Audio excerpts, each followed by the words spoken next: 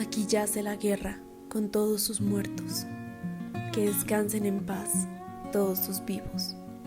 Paul Brito, escritor colombiano. Bienvenidos al podcast Relatos Olvidados de la Guerra, con Camila Narváez, Alejandra Ruge y Sara Carrascal.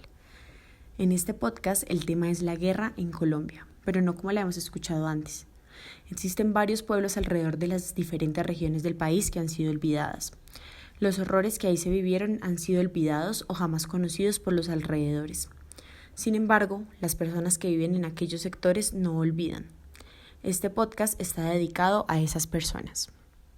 Durante los primeros capítulos daremos un poco de contexto del conflicto, principalmente de lo ocurrido entre los años 1990 y 2010. En los capítulos siguientes contextualizaremos lo que significa pertenecer a la guerra con la ayuda de lo explicado por un par de militares retirados del Ejército Nacional. Muchas gracias a ellos por su colaboración. Las víctimas también tendrán voz al dar sus testimonios de lo que fue vivir en una época en la que la esperanza parecía perdida. Un especial reconocimiento a ellos por apoyarnos. En este podcast tenemos como fin hacer memoria de pueblos y población colombiana, que en medio del conflicto armado han sido víctimas, testigos e incluso actores del conflicto, principalmente no reconocidos en esta guerra, y que muchos de nuestros oyentes ni saben de la existencia de estas comunidades en estos pueblos de diferentes regiones apartadas del centro del país. Historias que merecen ser contadas para que no sean repetidas. Y no los culpamos. No pueden conocer historia de nuestro país de la que nadie ha hecho memoria, que no ha sido conmemorada, reconocida o mencionada por grandes medios de comunicación nacional. ¿Qué pasa actualmente? ¿Quién es víctima y quién no? Aquí responderemos todas estas preguntas y más. Bienvenidos a todos, a nuestros oyentes, a Relatos Olvidados de la Guerra, que siempre queden en sus mentes y corazones.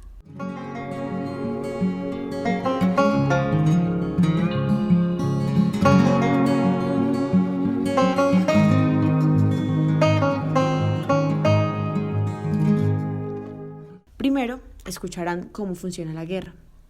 Una visión desde el ejército, porque aquí queremos mirar todas las caras de la moneda. Entendemos que los soldados también mueren, en emboscadas que acaban con sus vidas, pero también los relatos entre fuego, empezando desde el departamento del Santander, donde muchos habitantes miran el fuego a distancia.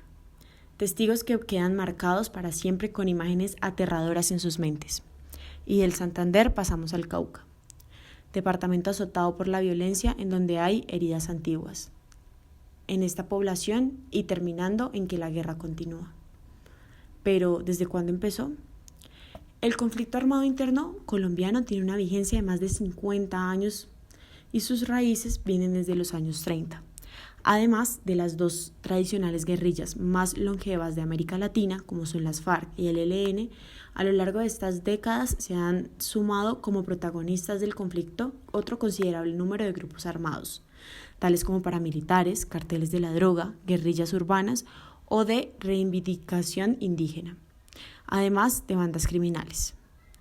Escucharemos un video de la revista Semana para su sección de educación hecho por Girafé, en donde nos contarán la historia del conflicto armado en Colombia en 3 minutos. Esta es la historia del conflicto en Colombia en 3 minutos. En 1946, el Partido Conservador llegó al poder cuando Mariano Ospina ganó las elecciones.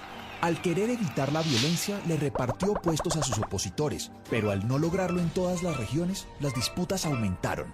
Poco a poco los abusos de poder y la compra de armas por parte de los liberales empezaron a anticipar un enfrentamiento. La violencia estalló en 1948 con el asesinato de Gaitán. Sus seguidores provocaron disturbios en todo el país. En Bogotá desde emisoras vociferaban: «Vamos a hacer la revolución», pero no hubo revolución, solo violencia. Los pueblos se convirtieron en tumbas. Se formaron guerrillas liberales y ejércitos conservadores que por igual desplazaban a las familias de sus tierras. Los enfrentamientos habían acabado la vida de más de 300.000 personas cuando el general Rojas dio su golpe de estado en 1953. Rojas decretó una amnistía general y la mayoría entregó las armas. A medida que se convirtió en un líder carismático, empezó a distanciarse de los partidos tradicionales. Así que desde los periódicos la oposición liberal y conservadora se hizo férrea. La solución de Rojas fue cerrarlos. Su medida no frenó las críticas.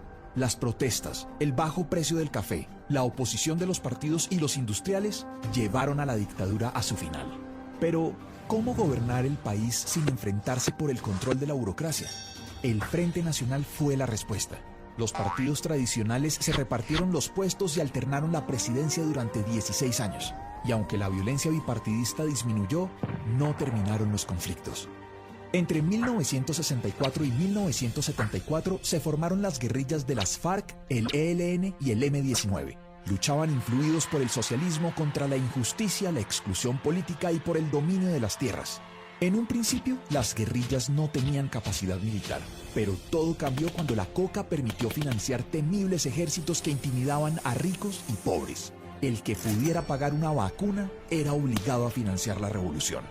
Cuando Betancur inició las negociaciones con las guerrillas en 1982 mientras hablaban de paz, las FARC ampliaban sus frentes con extorsiones y coca, y los paramilitares apoyados por mafiosos y militares asesinaban a políticos de izquierda. Entonces el gobierno inició una guerra contra la pólvora del conflicto, el narcotráfico. La respuesta del cartel de Medellín fue amedrentar a la población con bombas, asesinatos y secuestros, y así las décadas de los 80 y 90 estuvieron marcadas por el terror. La situación empezó a cambiar cuando el Estado ganó terreno gracias al Plan Colombia y una intención decidida de recuperar el terreno perdido. Los paramilitares se desmovilizaron y tras los duros golpes que recibieron las FARC, empezaron los diálogos de paz. Solo el tiempo dirá si los colombianos lograremos algún día perdonarnos. Un mensaje de Semana Educación, creado por Giraffe. Hasta aquí el capítulo de hoy. Gracias por escucharnos y nos vemos en el siguiente.